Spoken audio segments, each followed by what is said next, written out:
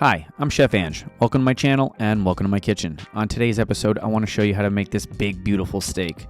This is a cowboy ribeye cut super thick, reverse seared in the oven, and then finished in a cast iron pan, complete with some delicious garlic and herb butter. After watching this video, you'll have the play-by-play on how to have the best steak night at home. Before we get into this recipe, if you want the full ingredient list and directions, check the description box below. And while you're down there, don't forget to subscribe to my channel, hit the notification bell so you can find out when I drop new recipe and tip videos every week. Let's get cooking.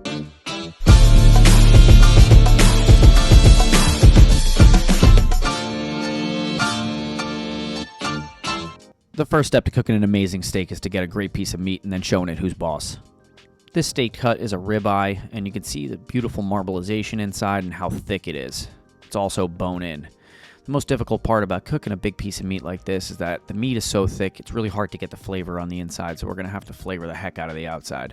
So we're going to add some blackening seasoning, my Chef Ange Base Seasoning, some chili powder, and some smoked paprika, along with a hefty pinch of salt or 3. And some fresh ground black pepper. And the fresh ground black pepper is always best, but if you have the pre-ground stuff, that's also okay.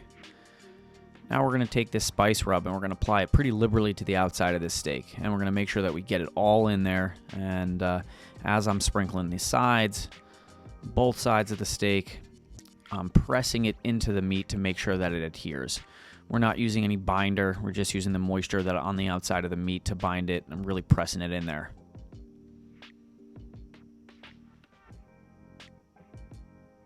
The method that we're going to use to cook this steak is going to be a reverse sear in the oven. So we're going to bring the steak up to temperature in the oven, and then we're going to finish it off in a cast iron pan. So in the oven, we're going to want to use an internal thermometer. So I'm going to measure to get this to the inside of the meat, kind of close to the bone. That'll probably be the coldest part. And then we're going to place this in the oven on a wire rack with a thermometer in there at 225 degrees. Based upon the temperature of the meat and how thick it is, it could take anywhere from 45 minutes to over an hour to cook, but just make sure you're keeping your eye on your thermometer, and when it hits an internal temperature of 120, that's when you want to pull it. So we got some time to make some flavor upgrades for this steak. We're going to take some garlic, and we're going to chop it really, really fine, and we're going to make a garlic and herb butter. This is just one of the layers of flavor that we're going to try to put on top of this steak to really make that beautiful piece of meat shine. So once that garlic's cut super fine, we're also going to trim up some parsley. And I like to do all my prep work while we're cooking. Remember, in the kitchen, we're always trying to stay efficient as possible. So while one thing's happening, we're doing other stuff. And we're going to use a nice rock and chop and just get this as fine as possible. The next flavor enhancing technique we're going to use is we're going to be making an herb brush. So we're going to take some rosemary, sage, and thyme. We're going to line them all up. And we're going to take some butcher twine and we're going to tie the bundle together and we're going to attach it to a stick. The stick I'm using here is just some chopsticks from some takeout sushi. You can use any type of stick you like, but ideally it's something you could just chuck in the garbage after you're done. And we're just going to take that and make sure it's nice and tight and keep wrapping it around, and we're going to make a little brush. Once this is all wrapped up, we're going to set that aside and get back to that after the steak's cooked. Now let's make our garlic and herb butter. So we're going to heat some olive oil up over a medium-high heat, and we're going to add half of our chopped garlic in there. We want to get the garlic just a little bit brown. You know, garlic has so many different flavors based on how you use it, so we're going to use it 2 ways here.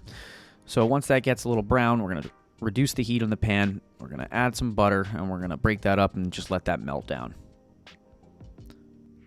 Make sure the temperature in your pan is a little bit lower. We want this butter to melt nice and slow, but we don't want it to brown. If the temperature is too high, the butter will brown and produce a different flavor.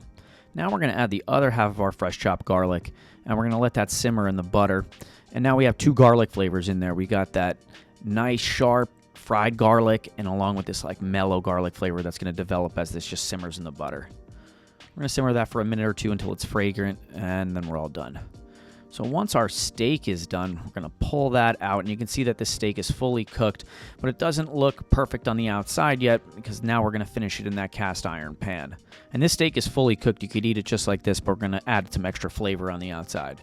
So we're going to heat up a cast iron pan over a medium-high heat, really close to high. We're going to add some ghee here. And ghee is just a clarified butter that has a higher smoking point, so this pan's going to get super hot. So we want to make sure that we're not using regular butter that's just going to brown. So now we're going to sear one side of the steak, Get that nice, beautiful brown color on there. Remember, browning is flavor. And after that, we're going to give it a flip, and then we're going to get back to our herb brush. So now we're going to start to take the butter and the fat that renders out of the steak in the pan, and we're going to brush it right over the top of the steak. Now we're going to add some more garlic into the pan, and we're going to let that fry up, and we're going to continue to baste with the herb brush. And what's happening here is we're taking the flavor of the herbs, and we're putting that into the fat, and then rubbing that on the steak. And every time we touch the herb brush into the pan, they're frying up a little bit, and I'll tell you why that's going to be important in just a minute. So we're really making sure we're getting nice browning on all sides of the steak. And remember, steaks have 3 sides. You got to get the other side too, especially that fat cap.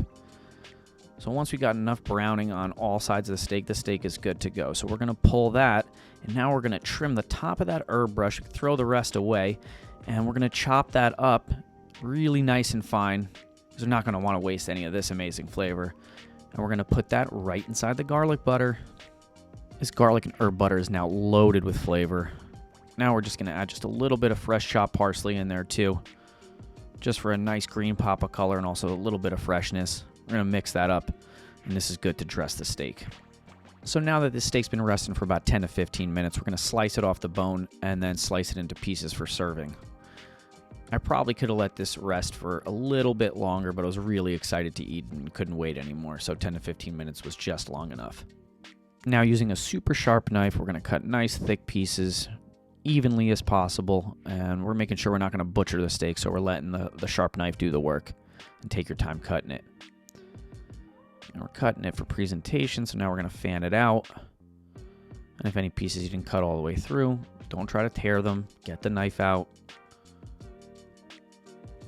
And continue to fan them out so you can see the inside of the steak. And now we're going to take that garlic and herb butter and we're going to spoon it generously right over the top. So we seasoned the steak, we cooked the steak with the garlic, and we brushed it with the herb. And now we're putting the garlic herb butter on top. So flavor on flavor on flavor. And now last but not least, we'll sprinkle with a little bit of salt. And now look at this steak, perfectly cooked, super flavorful, and ready to go. Now this looks like we went to New York City Steakhouse and this steak was 150 bucks. Let's check out one of these pieces and see how we did. So look at this piece. I don't know how you like your steak cooked, but I like my steak cooked medium rare, maybe a little bit on the rarer side, but look at how beautiful this piece looks. Nice, pink, super duper juicy, covered with that garlic herb butter. I'm just gonna pop this in my mouth and see how we did.